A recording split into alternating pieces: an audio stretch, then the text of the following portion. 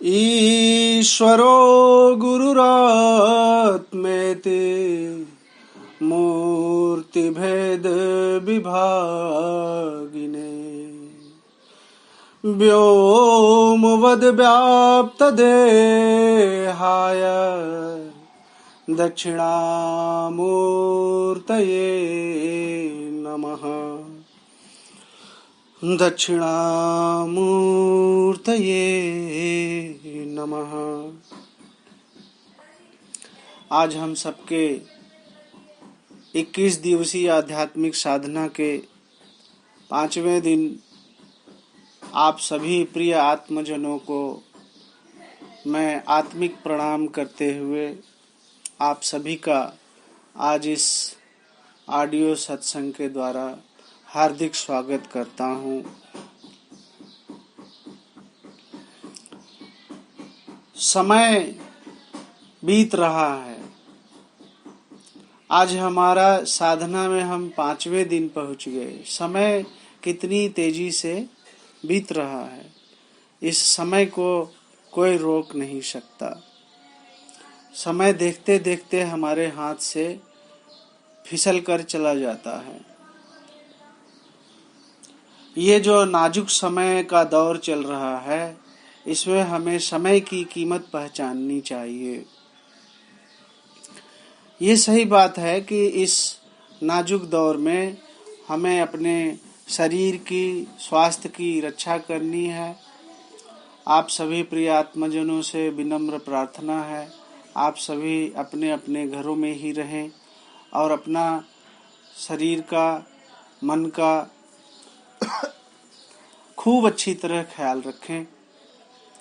लेकिन साथ में यह भी याद रखना है हम सभी को कि हमारा जो ये मनुष्य शरीर है, ये हमारे साथ सदा सदा के लिए रहने वाला नहीं है। जब हम इस बात को याद रखेंगे तभी हमारी अंतरात्मा में आध्यात्मिक साधना करने का उत्साह पैदा होगा। ज्यादातर हम में से ज्यादातर मनुष्य लोग इस बात को भूल जाते हैं कि हमारा शरीर कुछ समय के लिए ही हमें मिला है। इसलिए ज्यादातर लोग अपना सारा समय सांसारिक कार्यों को ही करने में बिता देते हैं और शरीर के अंत होने तक आत्मिक साधना नहीं कर पाते हैं।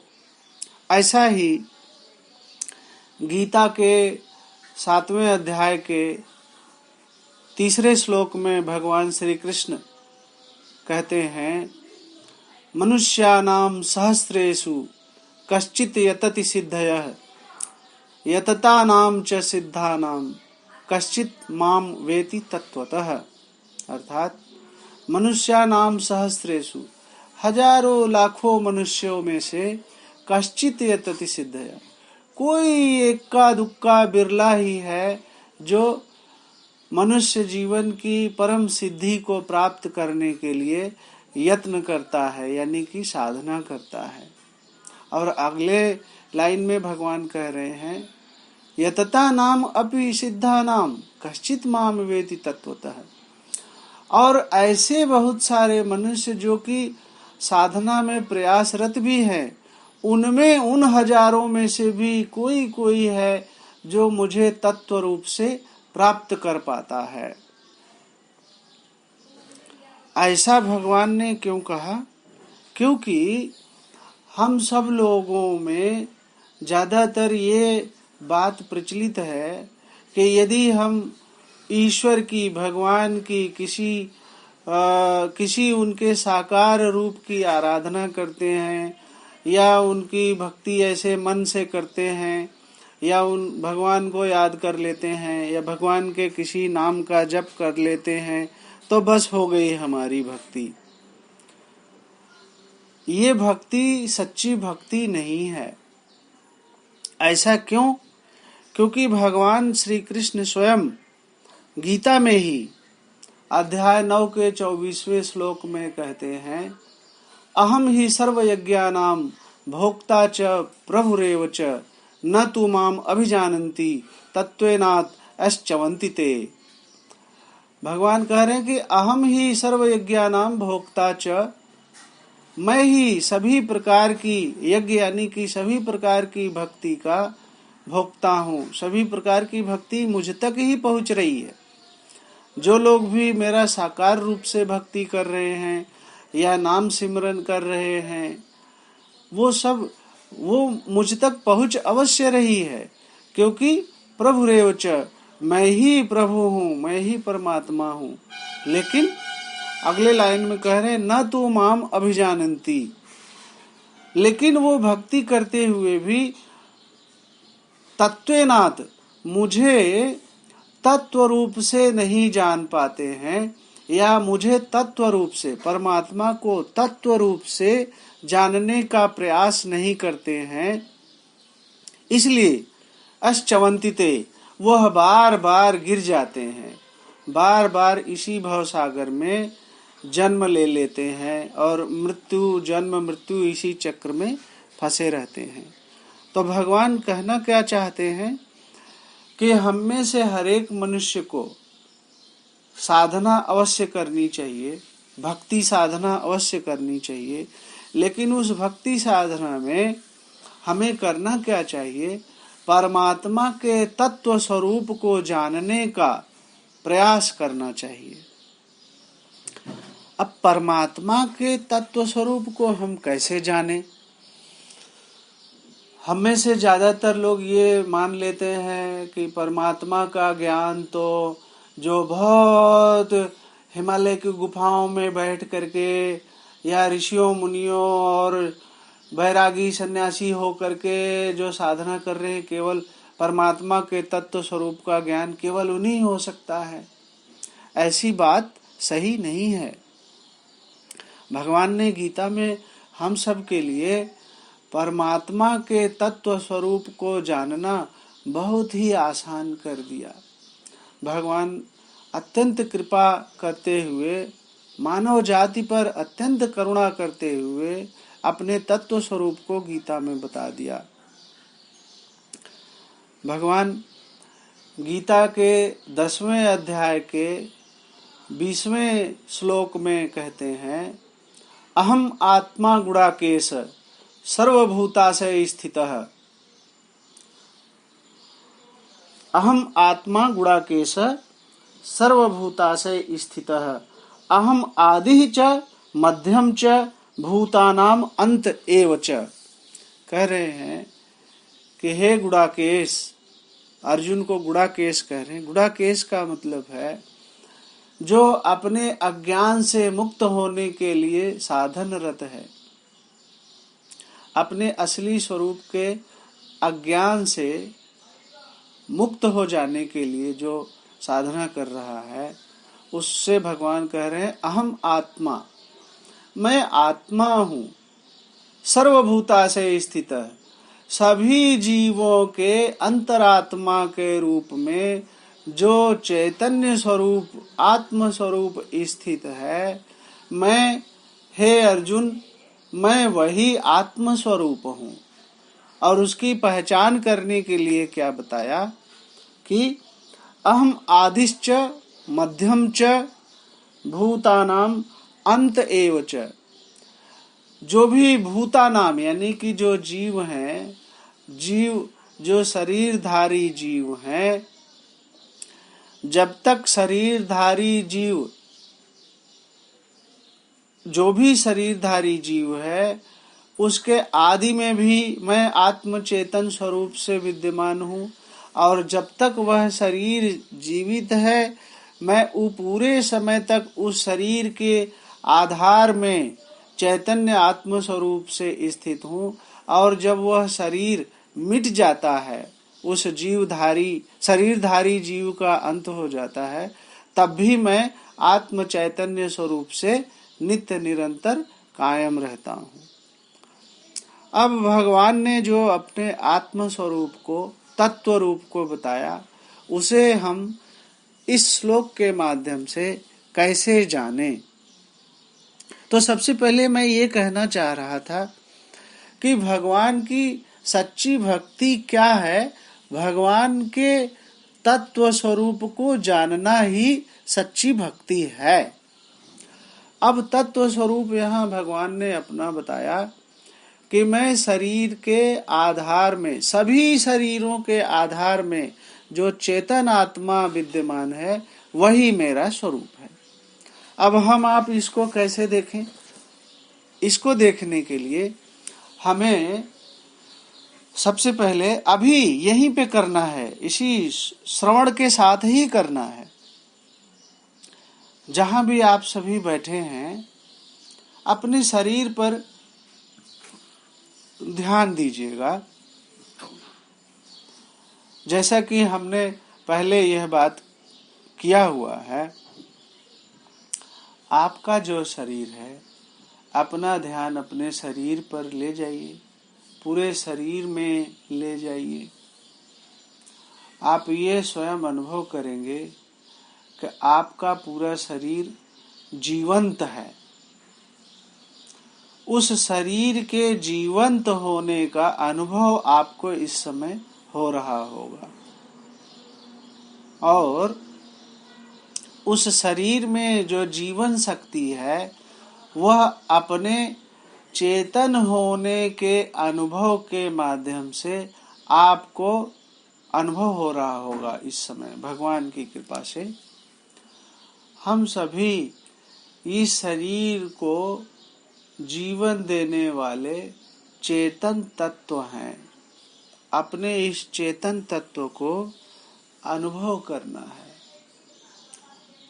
आपके शरीर में जो जीवन का अनुभव हो रहा है वो आप स्वयं ही तो अनुभव कर रहे हैं।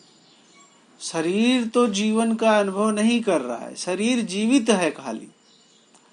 आप हैं जो अपने शरीर में जीवित होने का, जीवन होने का, जीवंत होने का अनुभव कर रहे हैं। अब ये जो आप अपने को शरीर के चेतन होने के, शरीर को चेतन करने के रूप में आप जो अपने को चेतन स्वरूप से अनुभव कर रहे हैं, मैं हूँ, मैं चेतन हूँ, मैं इस समय चेतन हूँ, होश में हूँ, पूरा मैं होश ही हूँ, मैं चैतन्य ही हूँ, ऐसा जो अनुभव आप कर रहे हैं, भगवान कह रहे हैं कि ये मैं ही हूँ। भगवान का यही तत्व स्वरूप है, भगवान का यही असली स्वरूप है, यही सच्ची भक्ति है। अपने चेतन स्वरूप के अनुभव में स्थित होना, ये भगवान के तत्व स्वरूप में ही स्थित होना है। दोनों बात एक ही है। जो आपका चेतन स्वरूप है ये भगवान का ही चेतन स्वरूप है। आपके चेतन स्वरूप होने में यही भगवत्ता है, यही भगवान की सच्ची भक्ति है। और इस चेतन स्वरूप के अनुभव में जितना समय बिताते हैं वही हमारे इस मनुष्य जीवन की असली कमाई है। बाकी जो हम शरीर से सांसारिक कार्य करते हैं उसका तो जो भी महत्व है वो शरीर मिटता है तो वो सभी कामों का महत्व भी मिट जाता है। इसलिए वो नकली कमाई है। अपने शरीर रहते हुए अपने इस चेतन स्वरूप में जितना समय बिताएंगे यही हमारे मनुष्य जीवन की सफलता है, यही सच्ची कमाई है और यही सच्ची भक्ति है। अपने इस चेतन स्वरूप के अनुभव में स्थित होने के बाद जब प्रतिदिन आप ऐसी साधना करेंगे तब आपको अपना ये चेतन होने का अनुभव ही 2-3 बातें और स्पष्ट कर देगा। पहला, आपका अनुभव आपको बताएगा कि आप शरीर नहीं हैं बल्कि शरीर से परे हैं। दूसरा, आपका ही अनुभव आपको यह बताएगा कि आप मन और बुद्धि से भी परे चेतन स्वरूप हैं। मन बुद्धि तो विचार और ओपिनियन और बौद्धिक ज्ञान ये सब आता जाता रहता है, लेकिन यह आप ही हैं जिस चेतन स्वरूप में ये मन बुद्धि आता जाता रहता है। आप मन बुद्धि से भी असंग हैं। और तीसरा जो सबसे महत्वपूर्ण है, आप जितना अपने चेतन अनुभव में बैठ करके इस अनुभव का लाभ लेंगे, तो धीरे धीरे ये अनुभव ही आपको यह बताएगा कि आपका जो हम सब में कुछ न कुछ अहंकार है। हमारा चेतन अनुभव का अभ्यास हमें यह भी बताएगा कि हम अपने उस अहंकार रूप से भी असंग हैं, अपने उस अहंकार से भी हम परे हैं। हम सबका जो अहंकार है कि मैं बहुत बुद्धिमान हूँ और मैं जो है ऐसा व्यक्ति हूँ, मेरी समाज में ऐसी पहचान है, ये सब अहंकार जो है, वास्तव में हम सोचते हैं कि हमारा अहंकार ये हमें सुख देगा, लेकिन वास्तव में आप अपने जीवन के अनुभवों में जाएंगे तो आप देखेंगे कि आपका अहंकार आपको बार बार बार कभी क्रोधित करेगा, कभी दूसरों के प्रति ईर्ष्या और नफरत का भावना पैदा करेगा। ये सब क्रोध की भावना, ईर्ष्या, द्वेष, मैं सब बाकियों से ज्यादा बुद्धिमान हूँ, ऐसा अहंकार, ये सब दुख ही देता है, क्योंकि ये सारा नेगेटिव एनर्जी है, ये दुख देता है। तो अहंकार से भी मुक्त होना है। अहंकार केवल और केवल हमें दुख ही दे सकता है, अहंकार कभी सुख नहीं दे सकता। और हमारा जो अहंकार है, यही हमारे सभी सांसारिक दुखों का कारण भी है, और यही हमारे बार बार जन्म मृत्यु के चक्र में फंसे रहने का भी कारण है। तो हमको अपने अहंकार से भी मुक्त होना है। वो कैसे मुक्त होंगे? जब भी आपको लगे कि ये आपके अहंकार का व्यवहार हो रहा है, आप तुरंत ये सजग हो जाएं, अपना ध्यान अपने चेतन होने के अनुभव में ले जाएं, और आपका अनुभव ही आपको ये स्पष्ट कर देगा कि आप तो चेतन स्वरूप हैं। चेतन स्वरूप तो अहंकार से मुक्त है। और आप ये अभ्यास करके देख लें, जब आप अपने चेतन स्वरूप के अनुभव में होंगे, वहां पे न मन होगा, न बुद्धि होगा, न अहंकार होगा। इस प्रकार से जब हम अपने आत्म स्वरूप की साधना करते हैं, तो न केवल हम भगवान की सच्ची भक्ति ही करते हैं, बल्कि अहंकार के दुखों से भी मुक्त हो जाते हैं। तो आज के लिए हम अपना ऑडियो यहाँ पर हम विराम देते हैं। मेरी आप सभी आत्मजनों से विनम्र प्रार्थना है कि अपने चेतन स्वरूप के अनुभव में प्रतिदिन समय अवश्य बिताइएगा। शुरू में यह लग सकता है कि यह कोई विशेष साधना नहीं है, लेकिन कुछ ही दिनों में आप अनुभव करेंगे, जब आपको अपने चेतन स्वरूप होने का पक्का आपको निष्ठा हो जाएगी प्रतिदिन अभ्यास करके, तो आप देखेंगे आपका सांसारिक जीवन भी बहुत शांति और सुखमय भरा हो जाएगा। और यही हमें अपनी आत्मा का उस परम चैतन्य से मिलाप करने में भी सफलता प्रदान करेगा। इसी से हमारा मनुष्य जीवन सफल होगा। इन्हीं शब्दों के साथ आप सभी लोगों को बहुत बहुत मेरी हार्दिक शुभकामनाएं। आप सभी लोगों ने बहुत ध्यान से सुना, इसके लिए बहुत बहुत धन्यवाद। और आदि गुरु परंपरा, भगवान आदि शंकराचार्य, भगवान वशिष्ठ, भगवान श्री कृष्ण, सबके चरणों में यही प्रार्थना कि हम सबको आत्मिक साधना करने का बल प्रदान करें, हमें अपने चैतन्य स्वरूप का अनुभव प्रदान करें। इसी के साथ एक बार आप सबको पुनः आत्मिक नमन। फिर मिलते हैं। धन्यवाद।